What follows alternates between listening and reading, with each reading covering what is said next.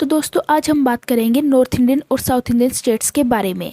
इनके बारे में बात करने के लिए हम बहुत सारे पॉइंट्स के ऊपर चर्चा करेंगे, तो वीडियो को लास्ट तक जरूर देखना। सबसे पहले बात करते हैं नॉर्थ इंडियन स्टेट्स के बारे में, जिसमें आते हैं जम्मू कश्मीर, हिमाचल प्रदेश, पंजाब, उत्तराखंड, हरियाणा और उत्तर प्रदेश। दूसरी ओर है साउथ इंडियन स्टेट, जिसमें आते हैं तेलंगाना, आंध्र प्रदेश, कर्नाटका, तमिलनाडु और केरला। बात करते हैं इनके इतिहास के बारे में। साउथ इंडियन स्टेट में चेर, चोर और पांडे जैसे प्राचीन साम्राज्य थे, जिन्होंने दक्षिण भारत के विकास में एक अहम भूमिका निभाई थी। इन साम्राज्यों का व्यापार देश ही नहीं बल्कि विदेश तक फैला हुआ था, जिस कारण साउथ इंडियन स्टेट का बहुत पहले से ही विकास हो रहा था। वहीं दूसरी ओर नॉर्थ इंडियन स्टेट में ऐसा कोई भी साम्राज्य नहीं था जो इतना मजबूत था, और नॉर्थ इंडियन स्टेट में आक्रमण और लूटपाट बहुत अधिक मात्रा में हुई थी, जिस कारण इन राज्य का विकास नहीं हो पाया था। दूसरा पॉइंट आता है हार्बर या कहे तो बंदरगाह का। साउथ इंडियन स्टेट को एक तरह से बंगाल की खाड़ी ने, दूसरी ओर से अरब सागर ने घेरा हुआ है। ये स्टेट पूरी तरह से समुद्र के किनारे है। यहाँ बहुत सी बंदरगाह है, जिसमें से कुछ प्रसिद्ध बंदरगाह है तोतिकोरिन बंदरगाह, एनार बंदरगाह, चेन्नई बंदरगाह। इन बंदरगाह से बहुत अधिक मात्रा में समुद्री व्यापार किया जाता है, जो दक्षिण भारत के विकास को बहुत अधिक बढ़ावा देता है। दक्षिण भारत में ही सबसे पहले यूरोपीय व्यापारियों का आगमन हुआ था, जिस कारण यहाँ कई शताब्दी पहले से ही व्यापार शुरू हो गया था।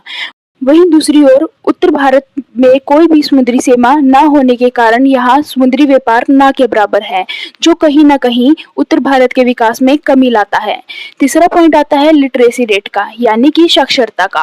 भारत में सबसे अधिक साक्षरता दर केरल की है, जो कि है 94.6%। साथ ही केरल ही देश में एकमात्र ऐसा राज्य है जहाँ पुरुष और महिलाओं की शिक्षा में केवल 2% का ही अंतर है, जो कि भारत के अन्य राज्यों के कंपैरिजन में बहुत कम है। इसी कारण दक्षिण भारत में medical facility, electronic, science and technology में भी उत्तर भारत से आगे हैं। फोर्थ पॉइंट आता है पॉपुलेशन और एरिया का। इंडिया की टोटल पॉपुलेशन है अप्रोक्सीमेटली 140 करोड़ 2022 के आंकड़ों के मुताबिक, और एरिया है 3.287 मिलियन स्क्वायर किलोमीटर। वहीं साउथ इंडियन स्टेट का एरिया है 20% टोटल इंडिया के एरिया में से। इसकी पॉपुलेशन 26% थी, जो अब घटकर 19.8% रह गई है। वहीं दूसरी ओर नॉर्थ इंडिया का एरिया है 43% और पॉपुलेशन 39.1 से बढ़कर 43.2% रह गई है। ये आंकड़े हैं 2011 की जनगणना के अकॉर्डिंग। उत्तर भारत की जनसंख्या अधिक होने के कारण यहाँ बेरोजगारी अधिक है, जो यहाँ के विकास में एक बहुत बड़ी रुकावट है। वहीं दूसरी ओर दक्षिण भारत में उत्तर भारत से बिल्कुल अपोजिट सिचुएशन है। फिफ्थ पॉइंट आता है भारत की इकोनॉमी के बारे में। नॉर्थ इंडिया का एरिया और पॉपुलेशन दोनों ज्यादा होने पर भी वो एरिया भारत की जीडीपी में सिर्फ 21.1% का योगदान देती है। वहीं दूसरी ओर साउथ इंडिया का एरिया और पॉपुलेशन दोनों ही कम है, फिर भी ये एरिया भारत की इकोनॉमी में 34.4% का योगदान देता है।